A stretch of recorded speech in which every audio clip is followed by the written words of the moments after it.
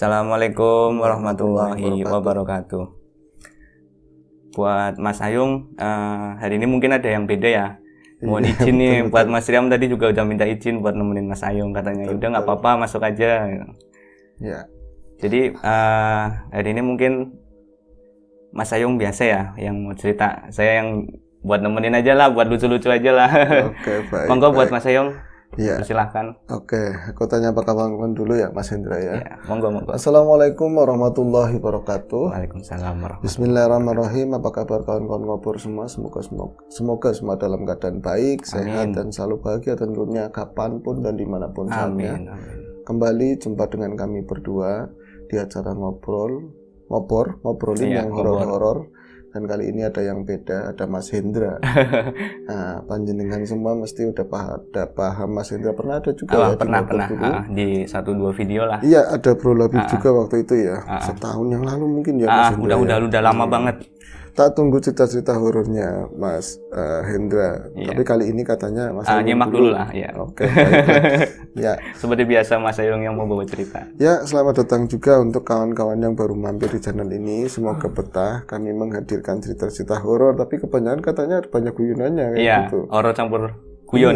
Iya, namanya ngobrol tuh kayak gini, Ndra. Biasanya ya sambil guyon, biar relax. Iya, biar relax gitu kan. Tapi tetap serem ya. Ya, oke, tak ada MC.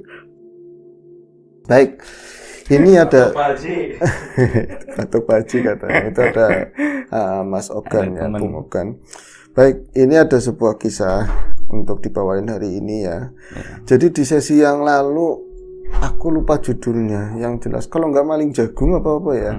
Dulu ini menceritakan tentang kisah aku pribadi. Waktu itu kan kenakalan remaja Mas Hendra. Jadi ya apa aja yang jadi miliknya tetangga, bukan semua hal gitu ya, tapi khususnya untuk tumbuh-tumbuhan, tanduran-tanduran itu kayak milik kita juga gitu kan, namanya kenakalan remaja. Kadang-kadang operasi jambu itu yang lumrah, mangga itu udah lumrah banget.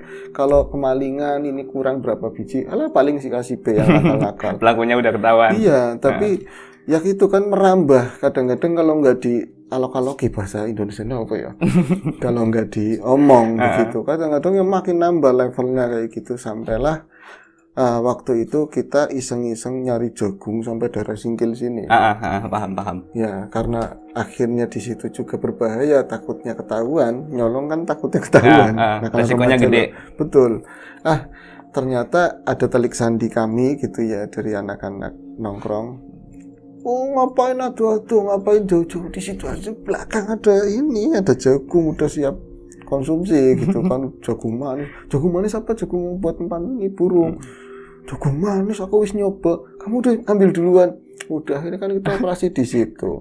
Kerjasama. Iya, sama teman-teman itu amit-amit ya. Kalau sekarang malu banget kalau tak ingat-ingat. Jadi masuk ke dalam, dibagi tugas 2 orang. Di dalam itu nyebar, kan diambilin semua itu, nggak peduli yang nandur itu nanti resiko sedihnya kayak apa. Diwadain ini sarung yang dibuntel-buntel. Bawanya pakai sarung.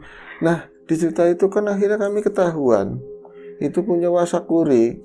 Ya itu juga bapaknya teman, masih banyak teman juga ikut. Tapi kan saat itu aku benar-benar kena malunya gini, kadang ada firasat apa sense ya, ini nggak nyaman aku bilang kayak gitu. Tapi iya, teman-teman itu tetap maksa, aku juga dipaksa ya mau-mau aja sih waktu itu ya Mas Hendra. Tapi kesunyiannya aneh gitu loh, kayak di film-film itu tahu-tahu kalau misalnya ini kan sering ada adegan kok nggak ada suara binatang apapun, berarti ada manusia atau sesuatu yang lagi mengintai kita. Itu saat itu kayak gitu suasananya, bener-bener senyap banget, padahal belum malam-malam banget, jam-jam 11-an mungkin kayak gitu ya. Teman-teman asik di dalam ngambilin kayak gitu. Aku perasaannya udah nggak enak, jangan-jangan nanti yang punya ngontrol malunya kayak apa. Tahu-tahu pada surung-surungan pas keluar gitu. Itu semua itu pada ada yang kan aku nggak pegang senter kan di cerita itu, aku nggak pegang senter. Jadi yang paling ini kan lewatnya galengan gitu ya.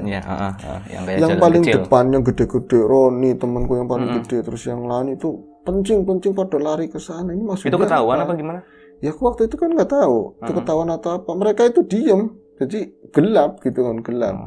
Totalnya di depan aku itu ada sosok yang berdiri, terus langsung di center begini mukanya, ternyata itu Wasakuri yang punya jagung. Oh, berarti udah ngintai ya? Udah Firasat, ngintai. berarti firasat Bener. dari awal udah. Udah Oh, ini bener kayak banget, suasananya Mas beda Indra. ini. Suasananya beda. Aku di situ bukan takut diperkarakan ya, tapi malunya kayak apa, bener-bener. Oh, kayak kue cara Oh, Mas nengoknya Ayung, gitu. oh, Mas Ayung toh. Kamu udah kayak cucuku sendiri, diomong kayak gitu, Dra. Kalau mau ngambil tinggal minta butuhnya seberapa, ngapain pakai ngambil kayak gitu. Rasanya beda ya. Kalau ngambil sama minta itu beda rasanya. Iya, kurang manis gitu.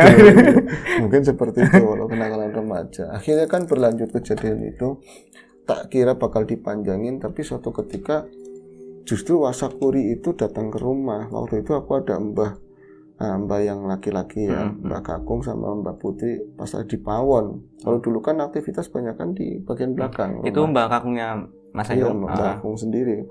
Terus di situ Wasakuri itu jalan masuk Uluk Salam bawa sekresek gede, itu bawa jagung. Dibawain jagung ya. Dibawain jagung, modelnya itu entah itu mungkin untuk mengingatkan, negor atau mempermalukan, aku nggak tahu. Waktu itu aku jadi isin, adanya cuma malu doang. Bawa apa, Ri? Kata mbahku kayak gitu. Bawa apa, Ri? Lah jagung, Kang, kayak gitu. Jagung, jagung sacuwil. Ih, sedikit apaan? Gitu. Sedikit apa nih? Kenapa sedikit? Orang aku lihat kalau ke sawah kan lewatin sawahmu itu jagungmu itu bagus-bagus banyak itu. Nyatane katanya. Kenyataannya cuma sedikit. Nah, ikutan berarti anak sing nyolong, Ri. Kalau gitu ada yang nyolong. Mas Ayung. Tapi kan aku cuma tuh jangan sampai bongkar, tolong Wasakuri, jangan sampai bongkar kayak gitu. Ya biasa, anak sing seneng Kang. Mulane ini sedikit yang aku panen, siapa tahu bisa nggo batir ngopi katanya, seperti dibakar mau direbus terserah. Ya wis, makasih. Tapi sing nyolong siapa? Ya anak, katanya anak. Ya ada. Anak bukan anak wis miliknya karo aku. Waduh di sini kayak bener-bener aku bener-bener dilucuri, telanjangi di situ. Tapi yang nggak bongkar itu. Kalau bisa ngomong gue wonge ngono. Tapi dia nggak ngomong kalau misalnya itu lo putumu yang ngambil berikut rekan-rekannya para Kurawa itu, nggak ngomong kayak gitu. Nah, aku kan di cerita itu pernah ngomong, ini keakraban mereka pun akhirnya kayak ada clash. Nah, aku mau menceritakan clashnya mereka karena ada subscriber juga yang nanyain, ini kisahnya Mbaknya Mas Ayung yang clash sama itu Wasakuri gimana ya gitu. Kita terusin hari ini. Perkaranya sih sebenarnya sederhana. Kalau misalnya para perempuan, Mbak Uti sama keluarga yang lain gitu ya, kok Wasakuri seagrab itu, sering main ke rumah mbahku, bahkan dibilang mbahku lebih tua dalam banyak hal. Wasakuri itu sebenarnya seorang penyembuh, bisa dibilang mbah di situ. Iya, mbah juga. Mbah seorang penyembuh kayak gitu. Tapi dia kalau sama mbahku itu manggil Kang, terus ya inilah dituakan begitu ya. Tapi mereka sering memang karena saudara sawahnya juga masih lingkungan, sering tukar guling sawah, garapan, hijau-hijau gitu loh. Nah, suatu saat Wasakuri benar-benar nggak pernah ke rumah, nggak pernah di sawah juga, orang-orang melihat mereka itu nggak pernah ngobrol. Jadi kalau ada mbahku dia menghindar, kalau ada mbahku menghindar kayak gitu terus. Mas Hendra, ini kan timbul kecurigaan buat kuli-kulinya mbahku juga, orang-orang yang di sana. Sebenarnya ada apa? Mereka seagrab itu kan. Akhirnya timbul spekulasi kan, di keluarga ini pasti urusan sawah. Kalau enggak uang, saudara kan. Iya biasanya kayak gitu. Kadang-kadang uang itu nggak mengenal saudara kan. Soalnya usianya udah matang ya. Iya. Nggak mungkin urusan cewek kan. Iya. Urusan rada. Iya, mungkin urusan cewek enggak. Akhirnya apa? Semua itu akhirnya terjawab ketika aku yang paling dekat sama Mbak Kakung itu aku. Karena Mas juga nggak mau. Pokoknya habis Isya harus dipegang kakinya, dipijitin sampai tidur. Itu dari kecil sampai Mbah nggak ada seperti itu tiap hari gitu ya. Soalnya aku emang nggak lagi di rumah. Akhirnya dia cerita, wong ngomong cara orang sini ya. Aku orang merasa duweni, aku nggak merasa punya. Semuanya bukan milik aku cuman dititipin. Kalau dari orang tua suruh tak pegang ya tak pegang, mau ngambil tinggal ngambil. Tapi mau nitipin barang kayak gitu kadang-kadang ada, kadang-kadang enggak. Jadi perkaranya ternyata Mas Hendra, karena mungkin ada masih pertalian saudara ya di atasnya mereka Iya, berdua dari itu. terah-terahnya Dari atasnya. terah-terahnya itu konon ada sebuah pusaka Oh. yang memang seharusnya menurutnya Wasakuri itu adalah hakku. Oh, yang megang Wasakuri harusnya. Iya, harusnya yang megang Wasakuri. Tapi Ternyata kenapa dititipkan ke malah orang itu nitipin seseorang itu kuna-kunanya dulunya kenapa nitipin ke mbahku? Pungnya. Nah aku kan perkaranya kayak gitu mbak sambil mijitin pantesan Wasakuri. Tapi kan kemarin-kemarin enggak. Wingi-wingi kemarin-kemarin Wasakuri orang kian nembeng lilir katanya. Dari kemarin dia itu mungkin Baru nggak sadar lah. baru sadar atau ada orang yang ngucik-nguciki, ada yang Kompor lah. ngompori gitu loh. Akhirnya ngomong kayak gitu, diomong malah marah-marah bahasanya itu dia ngungkit-ngungkit yang lain. Wis hak ya kudu hak aku. Mene go mene. Ya mbah sederhana aja aku bilang. Ya kan kalau memang jenengan nggak merasa memiliki ada barang itu, ya kasih aja. Lah kowe permasalahannya barangnya langka. Oh. Barangnya itu nggak ada. Berarti Pak Wasakurinya nggak tahu nek barangnya nggak ada. Tahu nek barangnya itu dititipin sama Mbak Kakung. Dari omongan orang doang, enggak. Dari omongan orang. Itu krisen karena apa-apa nih. Iya, itu ternyata modelnya apa sih? Ana warna loro, ada dua barang. benda, dua barang kayak gitu loh. Apa aja itu? Satu itu tombak, konon katanya walau alam itu Mataram punya, yang satunya ya sama keris gitu loh. Oh berarti tombak sama keris. Tombak sama keris. Terus aku ngomong, sudah kasihin aja. Langka barangnya langka, nggak ada yang mau dikasihin apa. Kalau dia itu orang pintar, orang ngerti. Kalau tak beliin di tempat rongsokan atau apa ya ngerti. Tahu. Makanya tak ngomong aku itu nggak merasa memiliki dan di rumahnya nggak ada, tetap aja marah-marah nggak terima kayak gitu loh. Mau dihidupin monggo nggak. Rokok dulu bentar ya. Lanjut Chandra. Monggo Mas. Akhirnya perseteruan itu dihubung-hubungin, disangkut-sangkutin sama panen yang inilah gagal. Terus akhirnya masalahnya berkelanjutan. Bener-bener mereka kayak nggak saudaraan. Kalau dari pihak mbakku itu lah wis ngalai, dia kan tua. Tahu ya. Mas Ayung waktu itu Wasakuri pernah menanyakan tentang apa gaman tersebut apa enggak? Aku nggak pernah ngeliat, tapi setahu aku pernah nyamperin mbah gitu. Pernah nanya mungkin ya. Pernah nanya dan di situ dia jadi nggak bombong. Habis itu nggak pernah. Taunya diumpetin ya. Iya, nggak pernah diinin lagi. Nah ini lambat tahun kan bertambahnya usia. Mas Hendra, perseteruan itu ya perseteruan dari pihak sebelah mungkin ya. Jadi semakin mengakar kali. Dia itu lewat ke sawah aja nggak mau di depan rumah. Di depan rumah itu ada kebun, tapi kebun itu kan di depan itu pohon mangga, cenderung bawahnya itu lega gitu ya. Nah, nggak ada rumput-rumputan yang tumbuh. Kalau pohon mangga itu karakteristiknya biasanya di bawahnya itu paling ya kayak awu gitu, lemah gitu, tanah-tanah begitu. Dia lewat di depannya ada gang kecil nanti baru ke sawah. Itu biasanya lewat situ enggak sama sekali. Sampai pada akhirnya singkat cerita, mbahku itu sakit. Mbahku sakit karena tua ya. Kemudian meninggal. Mbahku sakit tua meninggal, itu pun jadi pertanyaan untuk banyak orang. Semua orang itu hadir. Mbahku juga seorang ini desa kan, perangkat desa. Hubungannya juga luas di kecamatan di lingkungan pedesaan. Iya, ramai banget di zaman itu. Di tahun tersebut. Akhirnya apa? Semua itu pada datang, yang nggak nampak ya Wasakuri. Yang nggak nampak Wasakuri. Aku juga waktu itu sempat ngalamin gini. Aku mbah dua itu meninggal nggak ada yang nangis sama sekali. Walaupun aku itu ikutnya mbah karena bapak ibu kan udah ini ya. Dari kecil aku ditinggal ikutnya sama mbah. Dari itu rehab ya. Nggak apa-apa. Jadi aku ikut sama mbah meninggal pun aku nggak nangis karena dalam batin ada keyakinan dia itu meninggal baik, selamat. Ngapain aku tangisin? Aku dari doa kayak gitu kan. Tapi nangis sedikit ketika teman-teman itu kayak ngasih dukungan gitu ya, terus meluk aku baru sadar kayak gitu loh, kamu yang sabar ya Yung kayak gitu.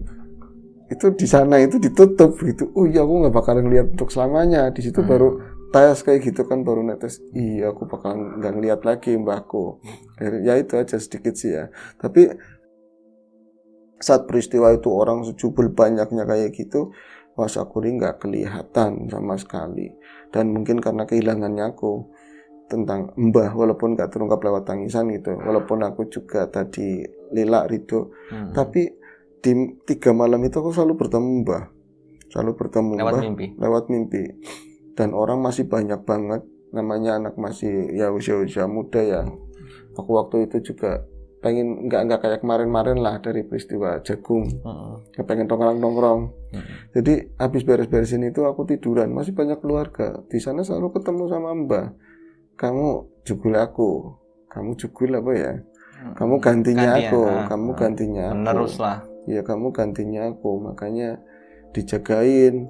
Kae bahasanya ya gitu. Kae selokan dalane banyu banyak sampai akeh plastik, akeh godhonge direseki, dipaculi mana dilempengna.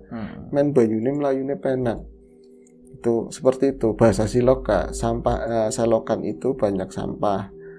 Banyak tadi plastik, banyak daun-daunan, dilurusin, dibersihin sana supaya air itu berjalan lancar, supaya semua ini tak makna itu kan udah ini Siloka ini bukan omongan beneran. Mana ada aku punya selokan begitu. Itu kalon. Oh iya. Pasti ada maksud lain ya. Oh iya, pas kemarin udah gede tua suruh bersihin badan ya kan. Oh iya, suruh lempeng-lempengin yang nggak beres di keluarga. Perkara-perkara yang belum clear. Akhirnya aku jadi ketujuh. Waduh, jadi inget perkaranya Wasakuri waktu itu. Tapi tak cari ya, saat itu tak cari. Terus tanya sama Mbah Uti kan dia belum meninggal, masih barangkali tahu. Nek gemien kalau dulu itu ya lunga-lunga nggak jauh-jauh di lemari. Aku pernah lihat. Nek mbahmu nggak ngurusin gaman, dia nggak megang-megang kayak gitu. Cuman taruh di lemari. Selihatnya Mbah Utinya. Iya, tuh awit dulu lemari tempo dulu itu ada di situ. Kalau mbahmu nggak ngurusin, dia nggak suka megang-megang kayak gitu. Makanya nggak tahu ya, mungkin orang dia yang urusannya banyak. Setelah ditinggalin udah nggak diopen lah istilahnya. Iya, nggak ngurusin kayak gitu. Plus makanya diomong dia nggak tahu ya. Berarti ada mbah, mungkin ada. Tocorin lagi rame-rame masih masa berkabung ya nggak ketemu tapi aku nemu gagangnya udah kropes, kayak ada ukiran-ukiran gagangnya gitu loh kan, tinggi sih ya, tinggi kayak tombak tinggi begitu. Terus akhirnya udahlah, ini aku capek nggak ketemu. Terus tahu-tahu di hari ketiga Wasakuri itu datang. Wasakuri itu datang ke rumah. Hari ketiga setelah Mbak meninggal. Setelah meninggal, Wasakuri itu datang di wayah rame-rame orang. Ya mungkin jam-jam 5:30 atau jam 5 sore itu datang. Posisinya dia itu datang, orang itu ngeliatin, serem gitu loh. Ini mau ngapain kayak gitu kan. Orang-orang kan udah termakan. Iya, kan udah tahu kan lagi ada masalah. Mau ngapain itu. Kemarin pas hari Mbah meninggal nggak datang, ini kok datang ada apa kan. Jadi dia itu nganclang itu jalannya itu kebirit-birit kayak gitu. Orang sing tua-tua, yang tua-tua, Mbak Kuri pan apa? Mbak Sakuri mau ngapain? Tadi kok kesini.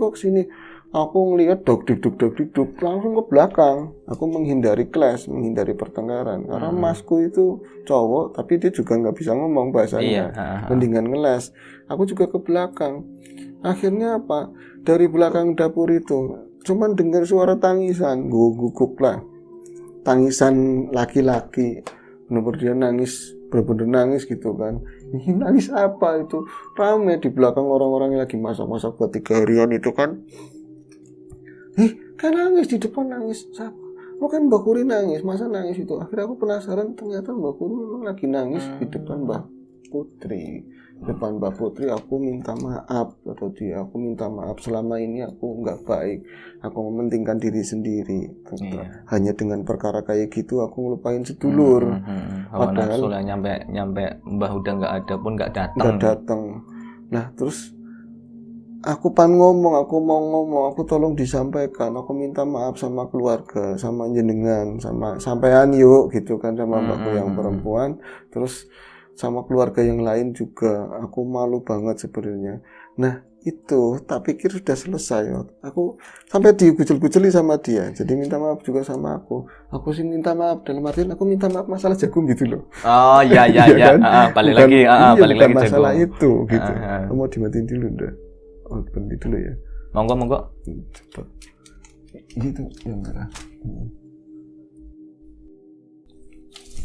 Oke, lanjut ke cerita ya. Mas Hendra tadi nyampe mana? Dia itu aku ngerasanya, ya dia minta maaf, beliau minta maaf, aku juga minta maaf. Tapi nggak tak tambahin masalah jagung gitu loh. Ya. Karena banyak orang dan itu masih jadi misteri yang ngambil siapa. Padahal teman-teman juga. Nah, itu malamnya setelah tahlil, tak pikir ya ini udah 3 harian kan keluarga yang dari jauh udah mulai ada yang berangkat ke Jakarta, paling yang dekat-dekat situ udah mulai sepi. Tahu-tahu beliau datang lagi. Mas Sakuri itu datang lagi.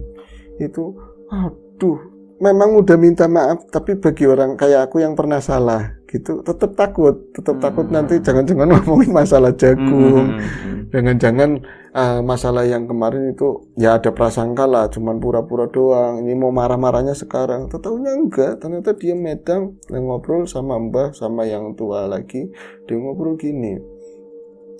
Wong mbahnya ini katanya si Ayung, mbahnya si Ayung. Iya, aku yang ngerti, kayak wong ngerti. Aku ya tahu dia orang bisa gitu kan. Tahu bisa-bisa apa nggak ngerti. Aku juga nggak mau lebih-lebihin ya Indra ya. Tapi lagi beliau meninggal, aku memang nggak datang. Aku benci, aku marah, bahkan di dalam hati ini puas ladas bahasanya kayak gitu loh. Dia udah meninggal, rasakan sekarang kamu udah nggak punya, udah balik sono ngurak katanya itu, seperti itu. Mas Sakuri. Oh iya. Tapi sebenarnya di sisi yang lain, aku juga merasa nggak enak, aku juga merasa sedih, aku kehilangan karena dari lama itu udah kayak benar-benar saudara kayak gitu kan. Tapi mungkin ego ya, gedening pengerasa katanya dia yang bikin aku seperti ini. Lah malamnya memang itu sawah harus ada acara Banyoni. Ngalirin air itu. Jadi bukan yang jagung itu kan lebih ke Tegalan ya maksudnya. Iya di padi itu. Itu jam 2-an. Aku iki mau bengi kayak lewat itu dari kemarin menghindar areal sini depan rumah, tapi lewat karena udah sepi. Nah tetap aja di dalam hati itu kepikiran sama Mbah Iki ya kan, sama mbahnya ini. Terus perangasa ada yang manggil, akhirnya nengok, itu ada di depan pintu. Cuman ngeliatin doang, entah itu apanya tadi ya, juga dijelanjutin ya. Jadi semua tuh hening dengerin ceritanya itu.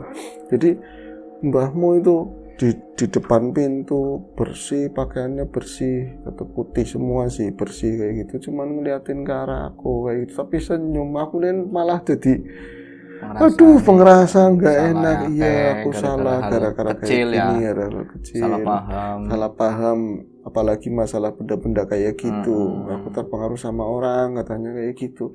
Itu harus 3 hari itu ngalirin air, 3-tiganya itu ngeliat terus di depan pintu semua. Tapi yang paling ketiganya itu yang kata dia itu bikin dia aku harus datang kayak gitu. Kayak digambar pada saat dia itu mau berangkat dimakamin. Jadi di depan pintu perasaannya Wasakuri, rasanya itu rame banget dan siang hari. Karena pemakamannya siang kan. Siang hari tapi pinggirannya gelap gitu loh, kayak sebunderan kayak ditembak lampu sorot itu. Di situ di depan pintu ada keranda. Di atasnya ada mayat, mungkin mayat mbako bahasanya Wasakuri gitu ya. Terus ditutupin sama kain ini jaritnya perempuan, ibu-ibu. Itu ada keranda di situ. Keranda itu nyala terang di situ. Orang itu banyak banget, tapi kayak nggak ada yang kagum, nggak ada yang ini sih, kayak mereka tuh biasa aja. Apa aku yang lihat memang itu nyala. Iya. Jadi dia mandek itu mendekat ke arah situ.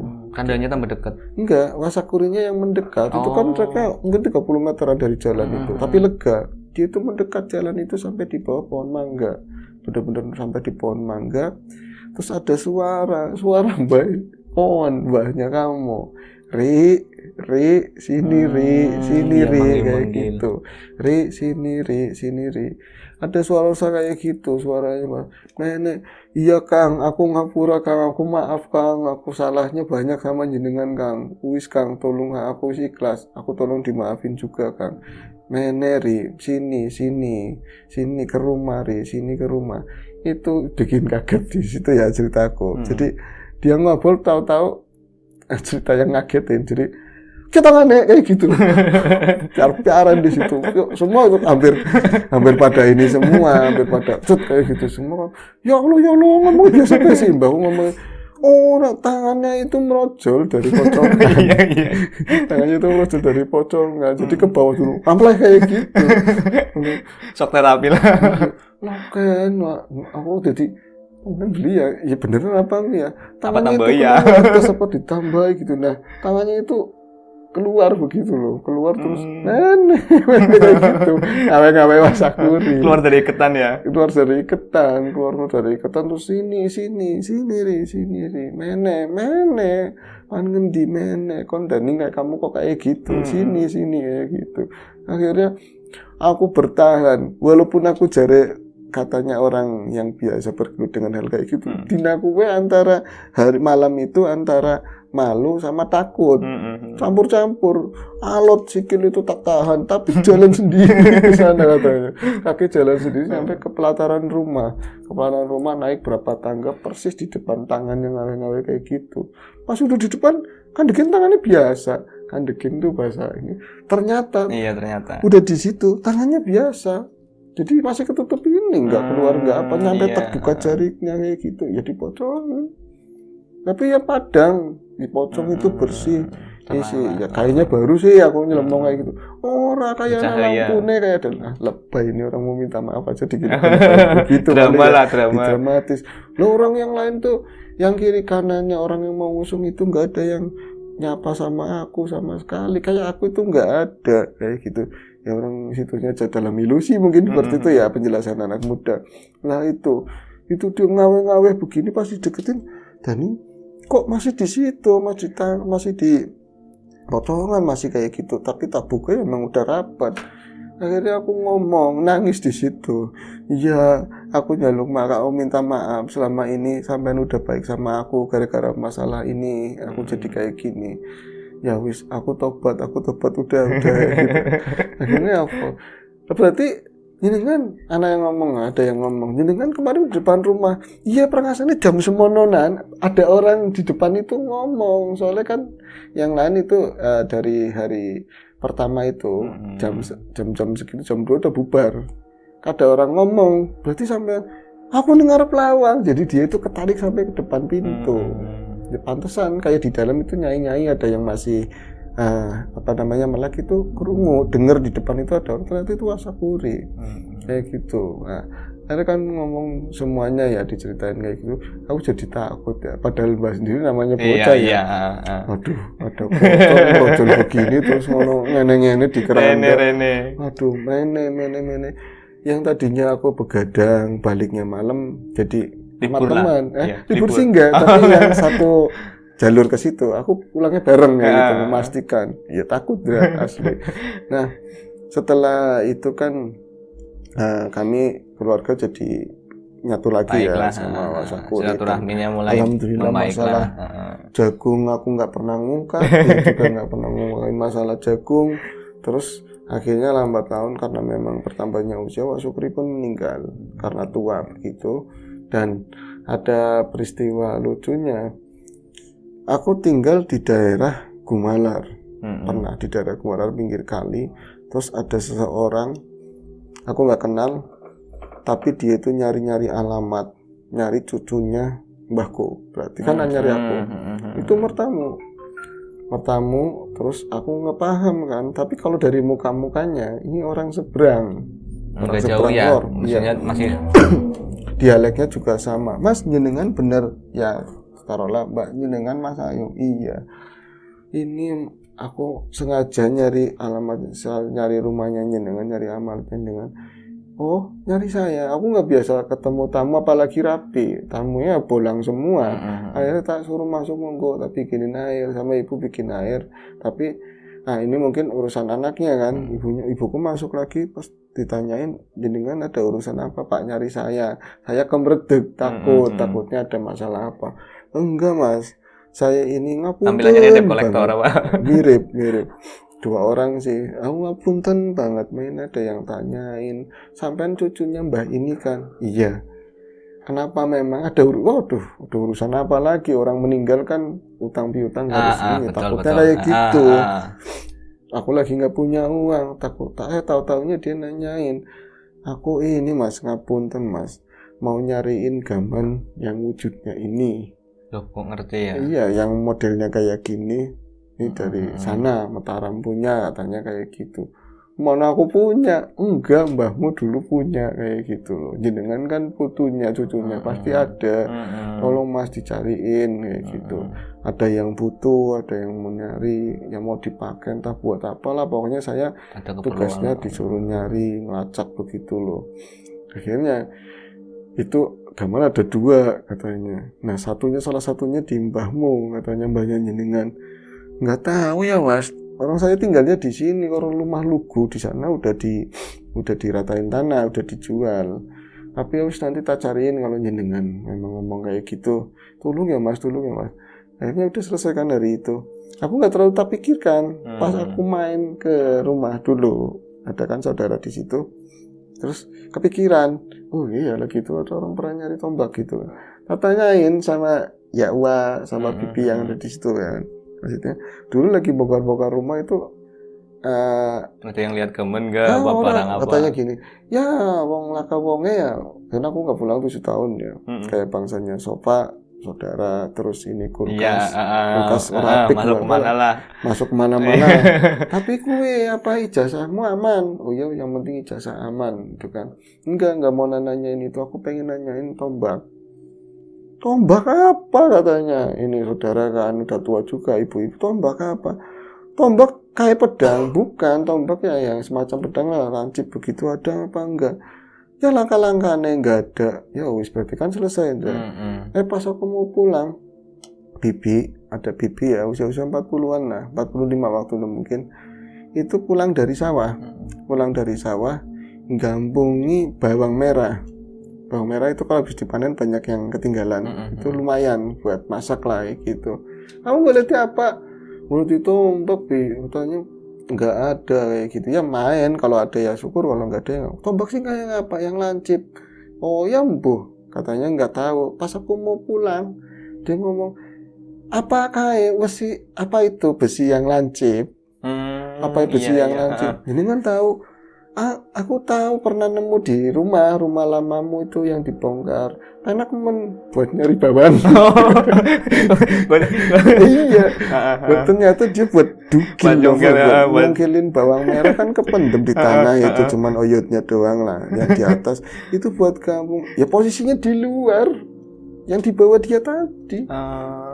Jadi habis nyariin bawang itu juga pakainya itu. Ternyata kiye mesin. Allahu Akbar. Cuman itu nggak ada apa ya? Nggak ada. Ini kan udah kropos. Cuma sisa besinya ya. Kita besinya. Jadi panjangnya agak matanya agak seginian lah, terus ada lancip begitu ya. Lebihannya sedikit. Ada ininya. Apa namanya, gagang besinya. Lucu. Dan aku, ini buat kampung. Iya, enak banget katanya buat kampung itu jeruk, bongkarnya terus kuat, padahal besi tipis tapi kuat. Kalau kuat gimana orang tombak gitu kan ya? Abang Mataram. Terus, pernah kena ini enggak tangan apa? Orang enggak pernah, alhamdulillah. Lagi ya, oke tombak, ya orang ngerti. Aku enggak tahu, ya enggak apa-apa orang enggak tahu. Aku aja tahu juga namanya besi, bagus, manfaat buat ini bawang kayak gitu. Positif lah. Iya, positif. Akhirnya tak rapiin, cuci segala macam, dikasih ini lagi. Tapi aku juga termasuk orang yang nggak suka megang gaman kayak gitu loh. Nah akhirnya tak serahin dalam hal ini, karena yang paham tentang ininya ya pamor segala macam perawat itu Mas Tommy. Oke, pegang ya semua barang-barang peninggalnya mbah, apa yang nggak baik. Maksudnya kalau keluar itu nggak inilah, harus nggak boleh efek lah. Ya maksudnya nggak boleh orang sembarangan pegang gitu. Mas Tommy pegang jenengan ya, aku nggak pegang apapun. Ternyata kembarannya sama siapa? Kamu Mas Wandu. Mas Wandu ternyata. Mas Wandu di inilah Suhur itu, dia punya kembarannya. Ternyata sama dia. Oh, kembaran yang Mataram itu tombaknya. Iya, kembarannya itu ada di Mas Wandu. Aku kok kan pernah kan Mas Tommy ngeluarin tombak itu pas kita lagi ya guyonan, netangan kayak gitu. Walau juga dititipin sini, ini pamornya ini pas keluar loh kayak punya aku kayak gitu katanya. Iya kayak punyamu. Udah pulang dibawa persis sama gitu. Oh dulu orang pernah ada 2, satunya di Menung Saiki gitu. Pas diurut-urut ya ketemu kesananya kayak gitu. Ya itu aja ceritanya sih Mas Indra. Lanjutin ke cerita yang tadi ya. Iya ya ketemu. Akhirnya ada jawabnya. Tapi ya sampai sekarang aku nggak suka. Bukan nggak suka sih, nggak megang-megang. Ya istilahnya nggak hobi lah, nggak hobi pegang gaman lah, mending pegang uang. Pegang uang asli. Itu aja Mas Hendra cerita hari ini aku. Dan kalian jenengan cerita mungkin. Oh jangan lah, saya nyimak aja lah. Oke. Aku nyimak aja lah. Mau nutup apa gimana? Monggo Mas Ayung aja. Oke. Aku yang menutup ya. Tadi sekilas sedikit cerita dari pengalaman aku pribadi dan terusan dari kisah yang lalu, maling jagung kalau nggak salah. Ini terusannya. Semoga apa yang kita sampaikan bisa bermanfaat ya. Amin. Hal baik juga. Dan untuk teman-teman yang lagi kurang sehat, semoga diberi kesehatan segera. Yang lagi sakit, ya lagi sehat dijaga kesehatannya, juga kita dimudahkan untuk masalah rezeki ya. Amin. Itu aja. Sampai jumpa di ngobrol berikutnya. Assalamualaikum warahmatullahi wabarakatuh.